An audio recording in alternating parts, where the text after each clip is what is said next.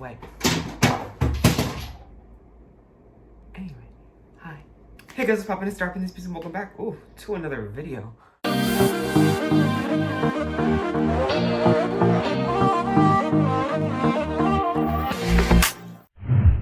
been dreaming about you.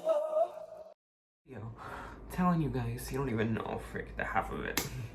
So, I am finally going to tell you guys this story time after months and months of anticipation and waiting and people actually asking me about the story. And I just haven't, sorry, I need to get my water. I'm just such thirsty.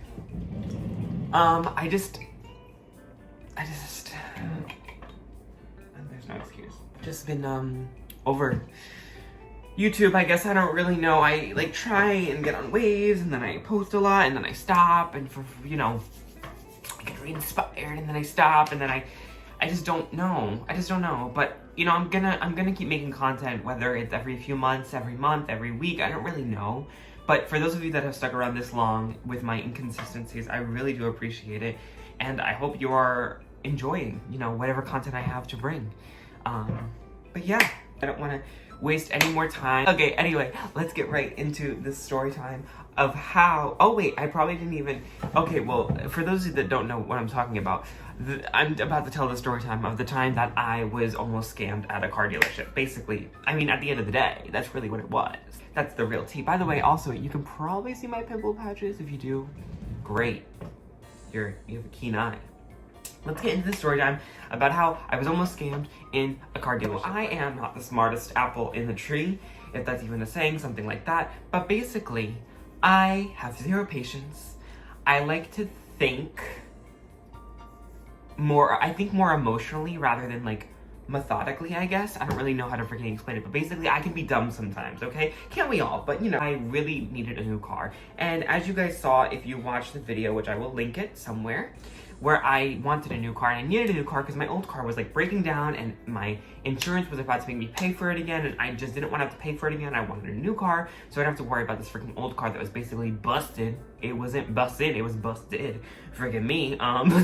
So yeah, I needed to get it out of the way and just gone. So I was really pressured for time. I had like a month left to find a new car and I was stressed out. And I had been asking people like over the months, like leading into this last month for like assistance. But I also didn't want to bother anybody. So like I kind of started to take things into my own hands. I had reached out to some family members to like help me, but like at the end of the day, I had zero patience and I wanted this freaking dinner over with because I was stressing out about school, about whatnot. And to think about this happening just but like 2 months ago is crazy because it feels like it was a lifetime ago. So that is like all the backstory basically. And going into the story time, parts are a little foggy now just because it's been such a long time, but I'll try and get all the information out that I can remember. So if you remember in the video of me getting my new car, there was a clip where me and Celine were really excited. We were like, oh my goodness, we got the car, da da da da da. We got the car. The funniest thing about editing this clip right now is the fact that we didn't get this car. Like, the pure joy you see on our faces is just a facade, people. Because little do you know, the rest of this video will explain that I don't actually get the car mentioned in this clip. So funny. Oh my goodness. Okay, bye. So this is like what it's gonna look like, but it's gonna be a little different on the inside. I'm not gonna get it until Monday, but it's his freaking speaker. They're having a party and it looks so like sleek and nice, and dang, they're really having a party. And it looks so good. Let's get inside. I don't know if you guys can see it. Oh, the freaking glare. It looks so good. Honestly, like, you're happy. I'm happy, but like I'm nervous. I'm just like, I can't right now. Little do you know at this moment, you're not getting that freaking car star. I can't. Yo, this is so funny. I am dying editing this. Okay, enjoy. Let me get into this freaking car. Obviously, we didn't get that car. I've always wanted a Kia. So, because I think they're really cute. People think they're really ugly cars, you know, whatever. I don't really freaking care. I thought it was a really cute car, and I feel like it would really suit me.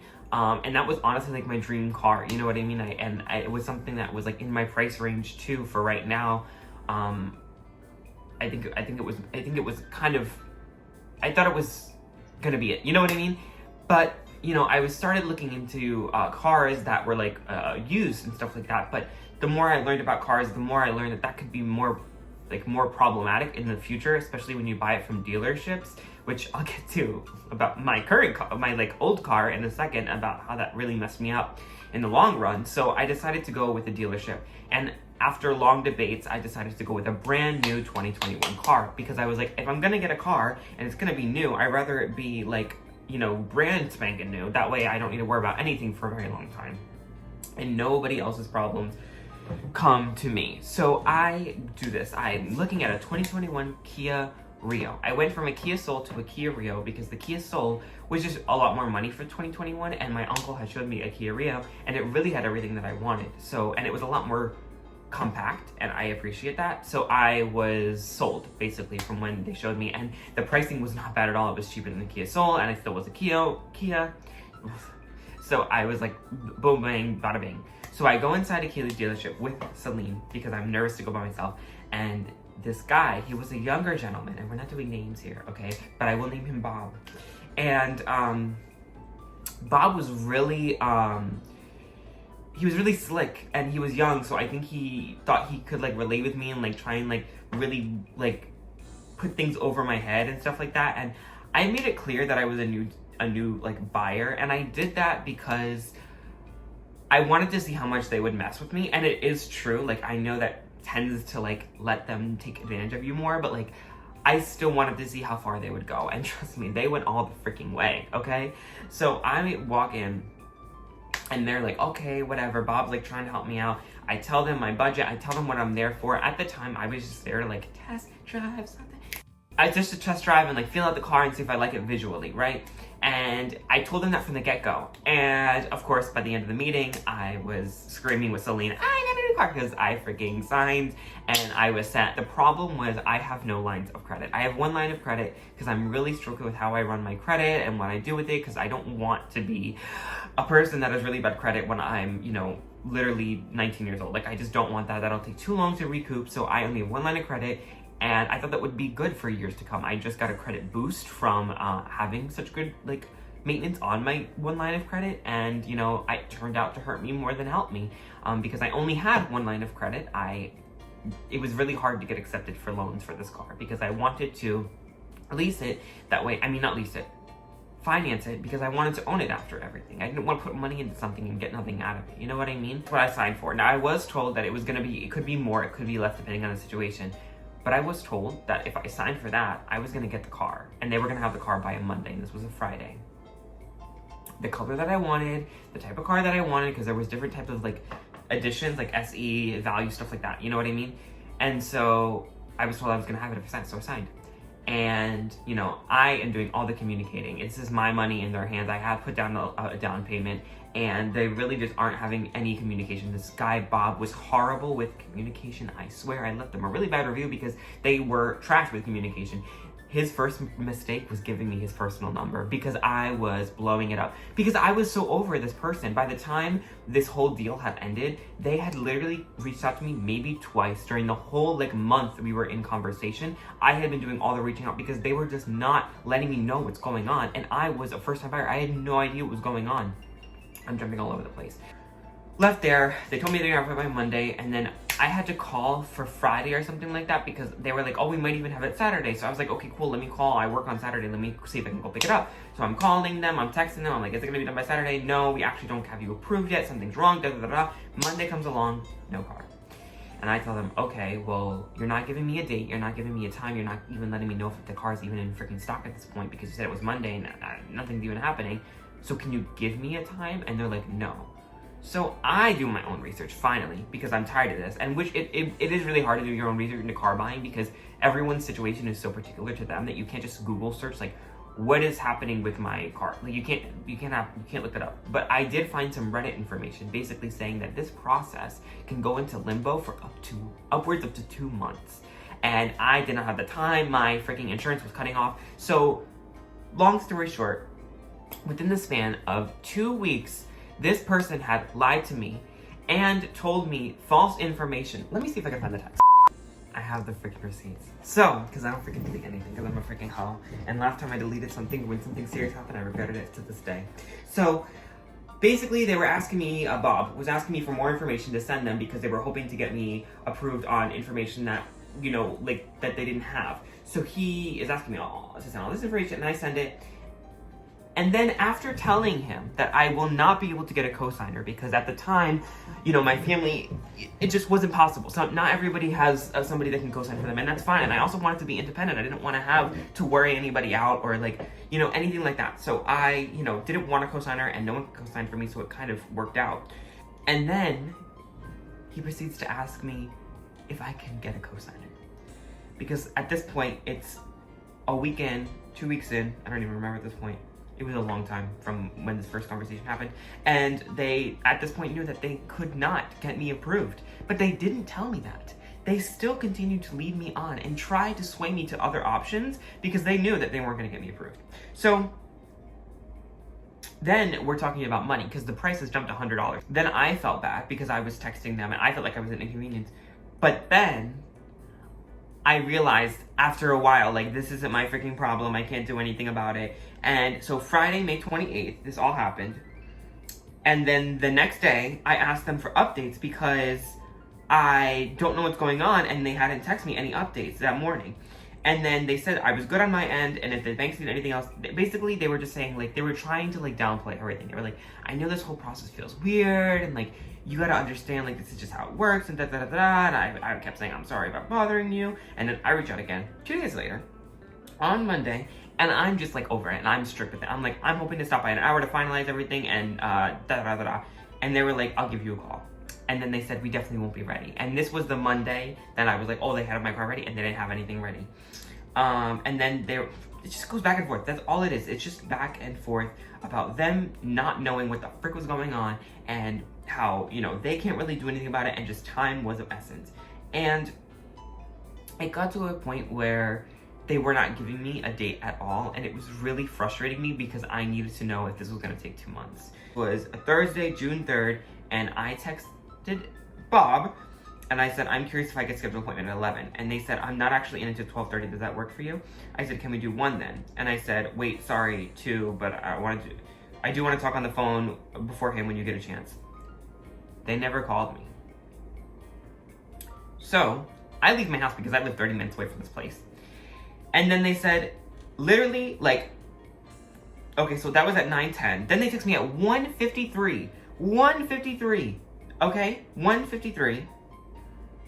And our appointment was at 2.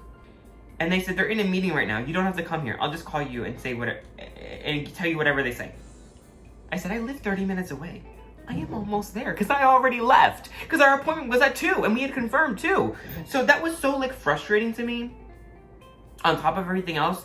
And, you know, I had brought my uncle there that day because I was over it. I was pressed. I was over it. And so I brought him there for a freaking, you know, freaking 1-2 because I can't anymore. I'm a freaking, you know, a freaking loose bones over here. I have no, like, aggressiveness. So I just needed to get them over with. I surprised him with my uncle because I was going to tell him over the phone, like, oh, I'm bringing somebody else. But when we walked in with my uncle, he was like, oh, he was a little taken back. I was like, well, boy, if you freaking called me at 9:10 a.m. when I had first texted you when this conversation occurred, or when you came into work, you wouldn't have been surprised. Like, I don't understand. And I was passive aggressive at this point, and I was like, I am so glad we were able to come to an agreement yesterday. I stated the price, exactly what I was looking for, and I said, hopefully, this is the easiest part of the situation. Because I wanted this car so bad, I was going ham. But little did this person know, my uncle had taken me to the Hyundai across the street to look at other options. Now, this Hyundai was amazing. They offered everything I needed and more and helped me get the car I needed. So shout out to them. After this, I said I won't be bothering you anymore because at this point we were just waiting for the color and hopefully we'll wait and see. So then I don't know if it was a week or whatever. I think it was a week later. I had come by because it had been too long. It had been too long and I was over it. So I pick up my Hyundai. I drive over to Kia, because I had put my down payment on, and I walk in there, and I tell them that, and I had called them ahead of time, that way they weren't taking off guard, and I was like, I'm coming in to collect my down payment because this is taking way too long, and nobody is giving me any information about about an update on my car. And they were like, oh, well, like, you know, Bob isn't even here yet, you should wait until he comes in, so we could talk about this. I'm like, talk about this? We've been talking about this for 3 weeks. What is there to talk about? I want that car. You told me you can get it by Monday, 3 days after we had our first meeting, and now it's 3 weeks in since our first meeting. So I'm just done. I'm done. I had my new car already, so I get my new car, and I drive over there, right across the street, and I just walk in. I'm like totally deadpan to everybody. I don't even freaking care. They still trying to sell to me. I'm like, no, like, I'm over you guys. And there were so much little things in between that I wish I remember, because it really was a really frustrating situation that if I were reliving, I'm probably blocking them from like freaking trauma. But like if I really detailed every single situation, you guys would feel the agony I had and the pain.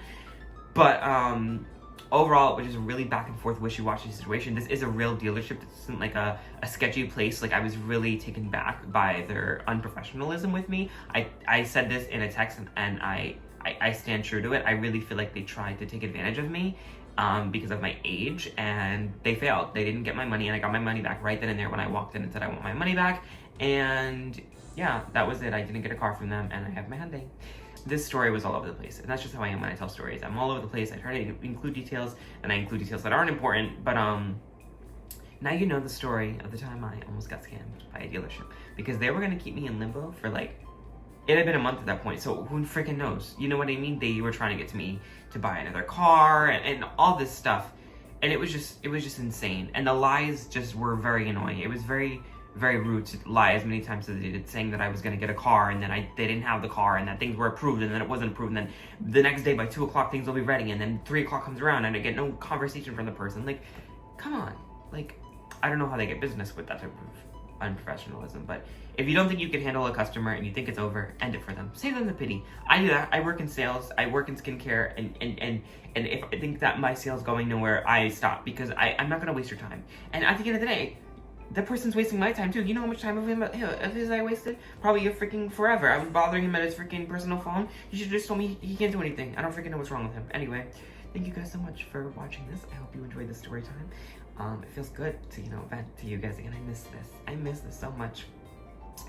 I'm currently in a situation where I am getting a new job, and that's really exciting, and I can possibly talk about this in the future. But I'm really excited about the new opportunities it might bring me. Moving here was honestly the best decision I ever made. And so school's starting next week, and a lot's going on. So I'm sorry again about the inconsistencies this whole entire summer. I have been busy, but you are getting that Texas vlog before this video, and then you are getting this video. So I hope that you guys enjoyed both videos, and I will hopefully be seeing you guys soon. Thank you so much for staying with me this whole summer, and it was such a pleasure telling you guys a story finally. Thank you so much for watching. Make sure you guys like, subscribe, keep your heads up high, and I'll definitely see you guys next time.